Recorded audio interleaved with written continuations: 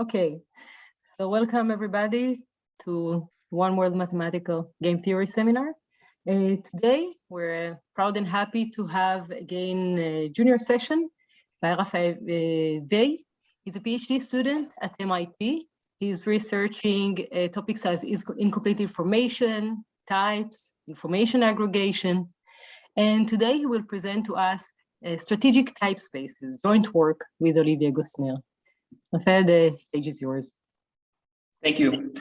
Okay, so let's jump right in. So what is the main purpose of this talk? I mean, the title might not be very informative as of just yet. So the point is to find a universal representation of payoff relevant information for finite games. And I'll be more precise about that in a second, but let's just think about how we would describe players' information using the tools we have today. So we would have Harsanyi type spaces as our first approach, a model to this where each player gets assigned a type, and that in turn associates to this type beliefs about states of nature and other players' types. And we know that there is a universal representation of them called the universal type space. And if you think that what your model cares about is the set of hierarchies of beliefs, and it turns out that the universal property that represents all those Harsanyi type spaces in this one space recovers exactly those hierarchies of beliefs. So it's a very nice tool, but it's just a very big space. It's hard to work with if you wanted to say something about a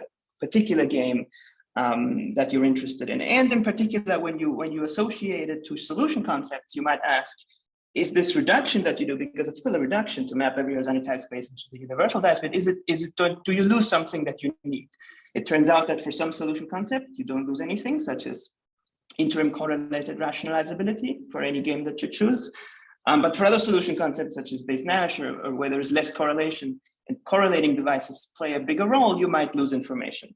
So if you really care about a game and a solution concept, and we are in fact going to care about rationalizability, which is why I pointed it out, what would be a minimal universal representation of players' information for this exercise? And that's what we're going to talk about today. So what will we do? We will prove existence and uniqueness of one such minimal universal representation for a fixed finite game.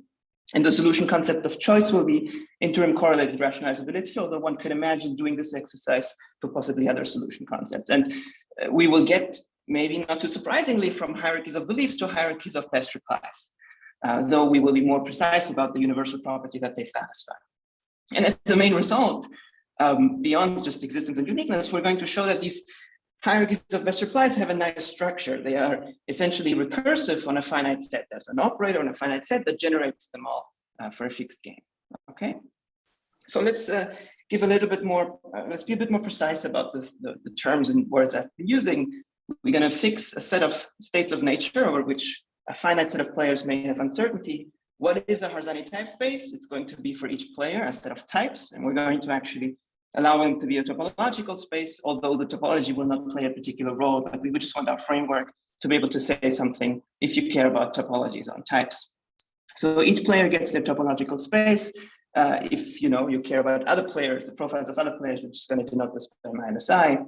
And as I said, each in a Harsanyi type space, each type is assigned a belief on K, the states of nature, and the profiles of the other players' types. And we're going to let that mapping be continuous. Okay, so what was the universal type space? The second term I was using in the introduction. This is the universal property. I'm taking it from the book, but I think there's also the paper by Mertens and Zamir in '85.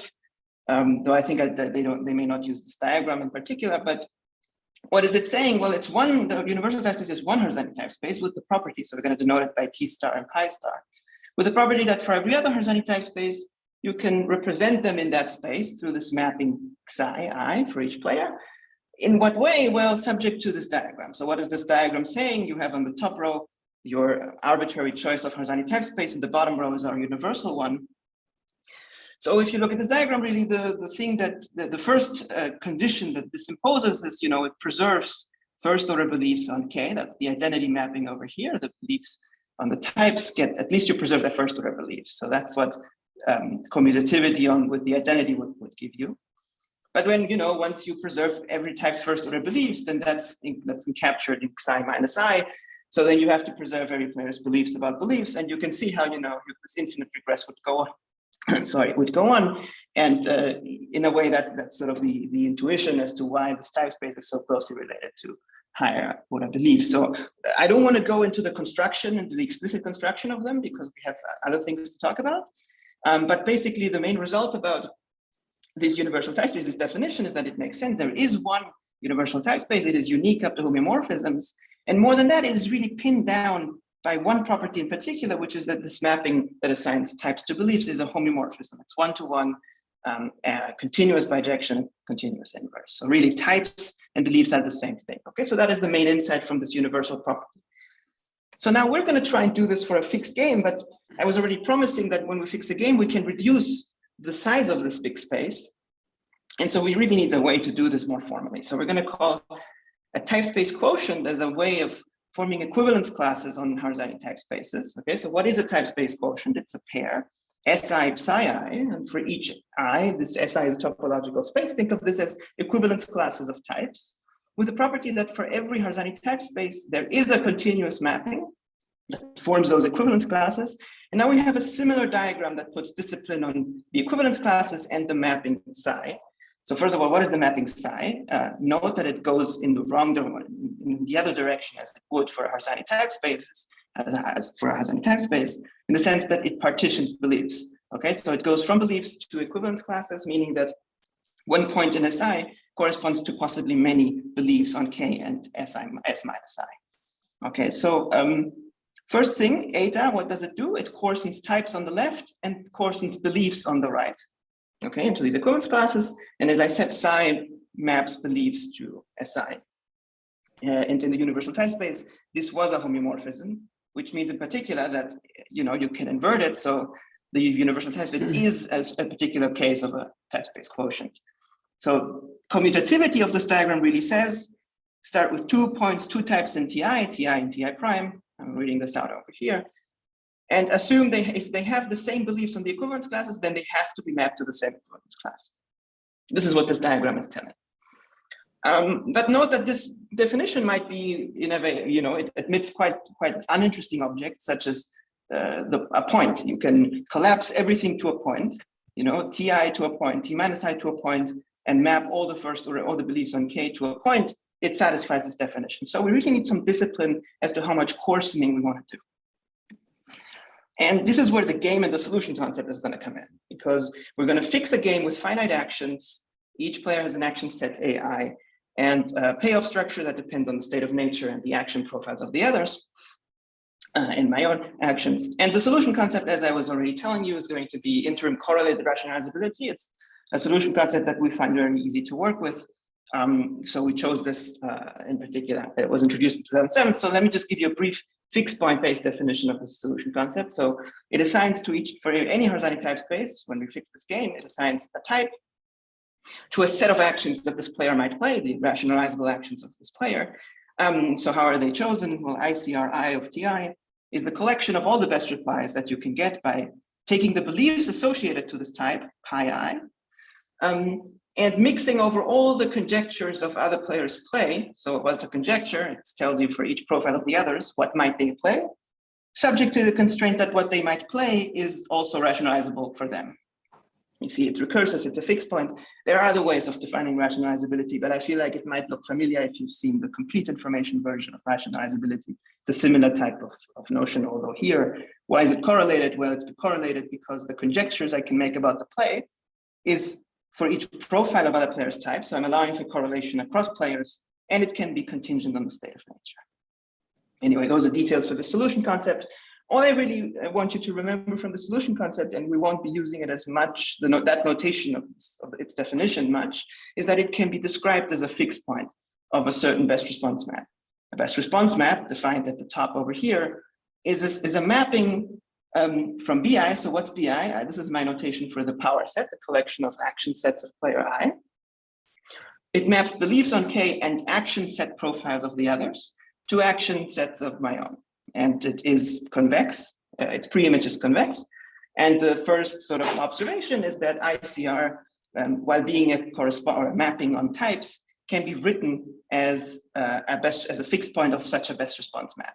Okay, so when you fix a game for every Harsanyi type space, we have it at the top row over here. If we compute the rationalizable actions on the left and the rationalizable actions on the right, the beliefs on those rationalizable actions, when you apply a certain best response map, there is one that gives you my rationalizable actions in turn. So you might say, okay, now we have a typespace quotient. It looks very much like this over here, where these are BI and this is the best response map. And you would be right. This is a typespace quotient that is interesting, and it's related to a game and a solution concept, but it's a bit too coarse for us. Why? So if you already have the set of rationalizable actions, yes, you can partition your typespace according to them, but really, what have you learned? It's not a lot. And we think that if you want to work with these, if you want this tool to work that we're going to introduce, and I haven't really defined what a strategic typespace is, but it's going to be one such typespace quotient that is just a little bit finer than this. You might want more information. Sometimes, you care about things like contagion, care about robustness to incomplete information. And so for those purposes, you need a bit of a richer space. And that's what's coming now. So the strategic typespace is going to be a slightly richer typespace quotient. And this is the sense in which it's richer. So it admits what I call a best response orbit. So not just fixed points, but a whole orbit. So what is a best response orbit? So we're going to say that the typespace quotient Si psi I admits a best response orbit, being that there is a sequence of labeling. So I can label the equivalence classes with action sets of each player with the property that it in particular contains the constant label, where I preclude no action from any player. So that this sequence is defined recursively as the best response to the previous labeling. Okay, so we have our typespace quotient at the top. Suppose we label the actions according to sigma m of the other players, apply the best response map to that. That defines a new labeling of the equivalence classes of the typespace quotient. And that is this best response of it. So if Si is rich enough to admit one such sequence, when I start out with the label that precludes no action, then we're going to say that it admits a best response orbit. So it means that Si is rich enough to make the best response map measurable with respect to all these labelings. So what is a strategic typespace? A strategic typespace is the coarsest typespace quotient that admits one such best response orbit, starting with the constant map. Okay, so that is the definition. It's a richer object because what our fixed points would be when we don't have an M. And sorry, someone raised their hand. Yes, there was a question by Elliot Lipnowski. Oh, yes, very good. Yeah, actually, good question. So I think the frames are probably, so back to, I guess this refers to the quotient map, right? To the quotient definition. Yeah, I think frames are this. I think they're the same thing. Now, my understanding that frames, in the sense that they're used in that paper, really would refer to the fixed point frame, right? Where you care, because, okay, bit of context. So that paper wants to do the strategic topology. So when do you converge outcomes for every game? So they need to define the sets of the types that matter for any fixed game, but I think their frames where they have the same map on both sides. But I think, yeah, a typespace quotient is probably similar as a frame. Okay, where was I? Okay, good. So, well, existence and uniqueness. So just as a heads up, it says 16 slides. I wanted to get rid of that. There's really just 2 more slides left, this one and another, before we conclude with the 2 results. Good. So I gave you the definition. I gave you the definition of a typespace quotient. Let me just tell you that they exist and they're unique, and give you maybe a little bit more of a sense of what this unique strategic typespace can look like. So let's start with a typespace quotient that admits a best response orbit. The universal typespace is actually one such example, but it's quite big. So we want the coarsest one. So what do? Well, really the only constraint, the only thing we care about is admitting this typespace, this best response orbit. So let's just evaluate for every equivalence class in this typespace quotient, let's just evaluate the sequence of those labels that satisfy that iterative best response condition. That gives you a sequence of action sets for each player, call that S star. That's going to be basically our representation, our canonical representation of this coarsest typespace quotient. how do we get the map from beliefs to those best response hierarchies? So I'm going to call those the best response hierarchies, by the way. Well, you have a belief on other players' best response hierarchies. How does that give you your best response hierarchy, your label? Well, we almost by the definition, really, all you have to do is compute your best response on the marginal of each coordinate, recovering thereby the sequence of these this best response orbit labels of your own. And that's just our mapping psi. And really the first lemma here is that, yes, the SI, the best response hierarchies, and the maps of beliefs, which applies best responses on each coordinate, is a strategic type space. And because we can do this for everyone, in sort of the idea behind the second part of this argument, this is really the only one. So everyone's homomorphic to it. This is the minimal one. And another thing is that we haven't lost the information we cared about in the first place, which means there is one mapping that recovers from those best response hierarchies. ICR in particular, it's going to be, I don't know if you see this from here, I haven't made that maybe too clear, but it's going to be the limit of these, of each sequence. Okay, so far, you might say, sure, this is it's interesting to go through that exercise, but it follows quite strongly from the definition. So really our main result is going to be a one about telling you that these sequences of best responses, these hierarchies of best responses, are actually not a difficult object to work with. They are finitely generated. So there's a finite recursive representation of the strategic type space. But what form does it take? So take our strategic type space that we just talked about. You can think of, remember, you can think about S star really as the sequence of best responses, this iterative sequence, and where each element in the sequence is based on a belief about the other sequences. And what I'm telling you here is that there's some regularity, some recursiveness in this, despite the fact that really the beliefs you're best replying to are on the whole on an infinite dimensional set of an infinite sequence. So let's be a bit more precise about this. Let me define one auxiliary object, call that the shift operator. Take a sequence of action sets or profiles of action sets, and the shift operator just gets rid of the first one. Okay. And to get the right object to see why this is finitely generated is what we call truncated orbits. So if you take a truncated sequence of action sets of player I forgot to index that by I, but just player I's action sets. But I think you can do that in profiles as well if you want. So get rid of the I here. To find the truncated orbits as these OMs. So I drew a little picture of what this is. It's not hard to, it's maybe a bit cumbersome to write down, but it's not hard to imagine. So OM really just takes on this truncated sequence up to M and uses the hierarchies of best responses, and it recovers the tails of the hierarchies starting at M with the property that the first M coordinates coincide with BM. Okay, so really this tree. Okay, so just the bold one. You start with BM up to here, and then you allow for everything else in S star. That's what OM is. And M is the point at which you allow everything. That's a truncated orbit. It's like this tree, and then let me just do that for every finite sequence, and then I get the collection of all these trees. And there is a natural binary relationship connecting them. If one tree comes after the other, we're going to use this binary relation to scrap this. So any O and O prime, O is below O prime. Whenever O prime is contained in the other tree once we shift it down. Okay, so this is this over here. O prime is contained in the other tree once we get rid of this this coordinate over here where the tree starts. Okay. And what's the main result? The main result is that the set of truncated orbits with this order is finite. There are only finitely many such trees that branch out, which means we can generate S star as sort of the set of non-decreasing sequences on a finite set. And this is really the finite recursive representation. And I think Olivier's talk will use this idea to talk about other things. So really, the main point is that there's a finite generator of this universal type space for a fixed game. Okay. So conclusion: we proved existence and uniqueness of a minimal universal representation of pair of relevant information.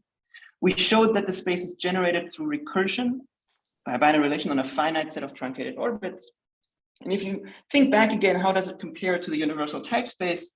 The universal type space also is constructed recursively. M order beliefs are constructed from M-1 order beliefs, but the space keeps growing and there is no small recursive set over which on which you're just jumping around following the same rules. While that structure appears once you quotient through a fixed game. And this is all I have to say. And I think Olivier might be using some of the ideas that I talked about in his talk. Okay. Thank you. Thank you. We have time for questions.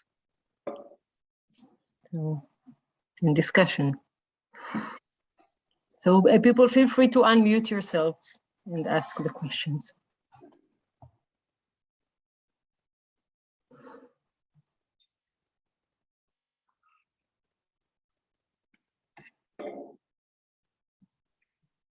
Okay.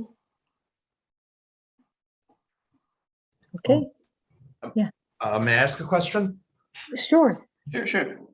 So I guess so you built up your universal object and then told us about a recursive property that it satisfies. Yep.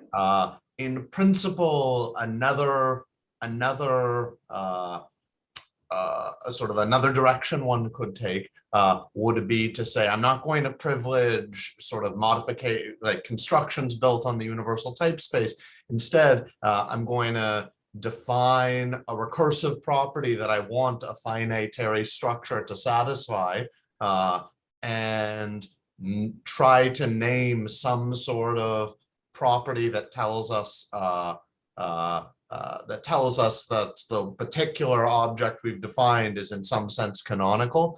I say in some sense because I don't know any category theory, but like is in some sense like a natural object to be looking at, and then prove existence of uniqueness of something satisfying that recursive property and that sort of naturalness property, and then your proof would involve this construction.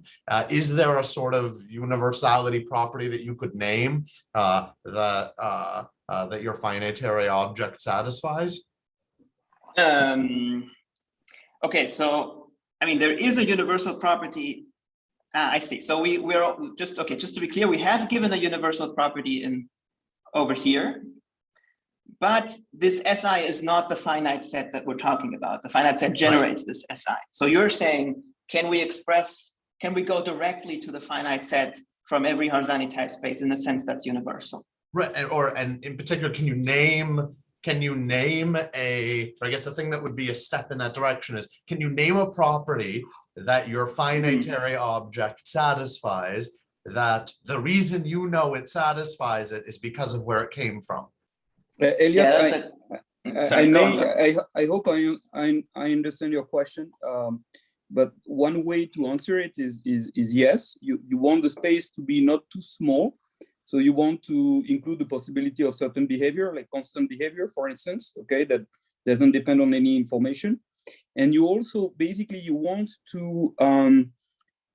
the space to be rich enough to be able to compute best responses. Okay.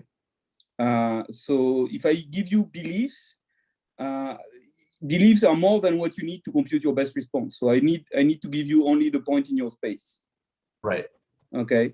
So basically you want a property of measurability of best response correspondence with respect to your type in this space. So I think that's the property you want.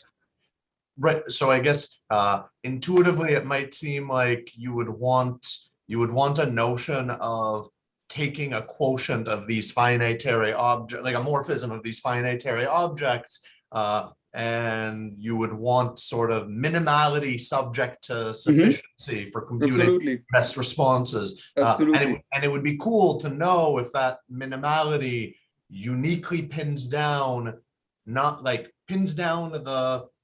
recursive structure that you're generating in the finitary object, even if I didn't have the sequence names to describe the objects. Yeah, it does. Yeah, I think it does. That's true, but I think you're right that we could crystallize more. So when is it the case that a quotient admits a recursive structure independently of the context in which we're working on? Right? I mean, that's a more general question that maybe gets more to this thing when you say we don't know the labels and we don't have the sequences. We just want the axiom that tells us a quotient is recursive of something finite. Maybe that needs to be crystallized, could be crystallized more. I mean, so one benefit is generality. The other benefit is giving something to hand to the applied researcher so that they don't need to think about the universal type space. Right.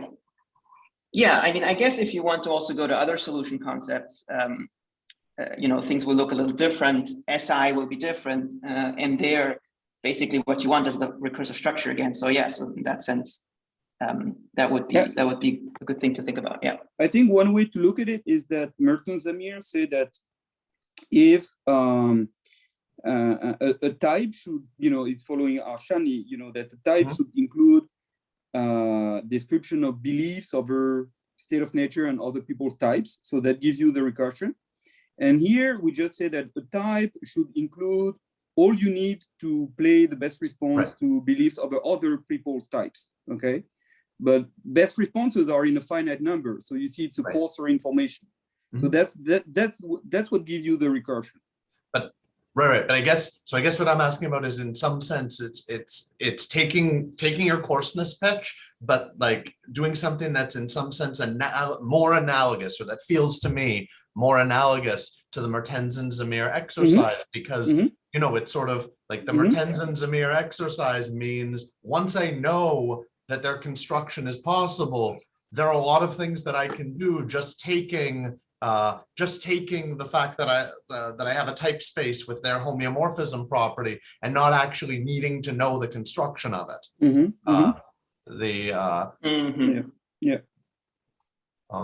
Right. Anyway, sorry for taking up an inordinate amount of the time here, but this is very pretty. Are there more questions? So you mentioned that you can probably do this with different concepts. Can you also go to Nash equilibrium to concept with mixed strategies? What I have thought about is interim independent rationalizability, which is a bit of a cheat because it also has this recursive structure of iterative deletion. I have thought a little bit about Nash equilibria. So just another cheap answer before I get to that is that there are some games for which it doesn't make a difference, such as supermodular games. For games where it would make a difference, basically the problem is, where is my best response map? Here. So the problem is that you don't have necessarily the same space here and there, because it's with mixed strategies, certainly the finiteness goes away, but maybe you don't care about this, maybe you're still fine with working on a compact set instead of a finite set. I think it can be done, but we haven't done it. And I think it can be done. Why? Because when you look at those sequences, I think you'll see it more when Olivier shows you some examples of this SI. Really what they consist of is, and the finite object as well, it's just basically best response cycles, that one best response cycle comes after the other, Each best response cycle is a certain sense of fixed point. So you can think about base Nash doing, recovering the fixed points there and really just trying to find an ordering on the fixed point. How can you go from one fixed point to the other by changing beliefs a little bit and do that in a minimal way? This is on a very high level how I think it can be done, but we haven't done it for base Nash. Okay. I think it's probably time to stop the questions here, take a 2 minutes break so that we can switch to our next speaker. So 2 minutes break and then we're back.